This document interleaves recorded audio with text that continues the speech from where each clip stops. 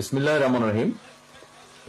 শহীদ রাষ্ট্রপতি জিয়াউর রহমানের ৪৩তম শাহাদাত বার্ষিকী উপলক্ষে আজকের যে অনুষ্ঠান, আয়োজক বৃন্দ, আমি আন্তরিকভাবে আমার এবং আমার পরিবারের পক্ষ থেকে এবং সমগ্র সারা দেশে দলের সকল নেতাকর্মীর পক্ষ থেকে আয়োজক বৃন্দ, বিশেষ করে রীতি আপা সহ যারা এই অনুষ্ঠানটি আয়োজনে করেছেন, কষ্ট করেছেন, তাদের সকলকে আমি আন্তরিকভাবে ধন্যবাদ জানাতে চাই।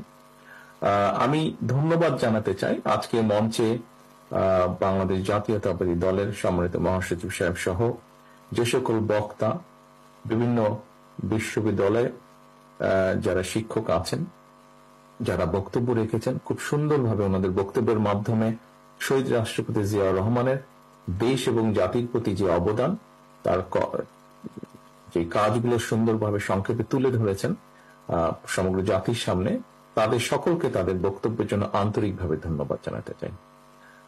আসুন আমাদের আজকের শহীদ রাষ্ট্রপতি জিয়াউর রহমানের ৪৩তম এই শাহাদাত বার্ষিকীতে এখানে উপস্থিত আমাদের প্রতিটা মানুষের আজকে প্রতিজ্ঞা হোক, শহীদ রাষ্ট্রপতি জিয়াউর রহমান এবং বেগম খালেদা জিয়া যেভাবে দেশ এবং জাতিকে সামনে নিয়ে যেতে চেয়েছিলেন, যেভাবে দেশ এবং জাতিকে গড়ে তুলতে চেয়েছিলেন, আমরা এখানে উপস্থিত প্রতিটা মানুষ প্রতিজ্ঞা করি যে আগামী দিনে আমাদের সকল শক্তি দিয়ে আমরা চেষ্টা করব সেভাবে যাতে আমরা দেশ এবং জাতির প্রতি অবদান রাখতে পারি।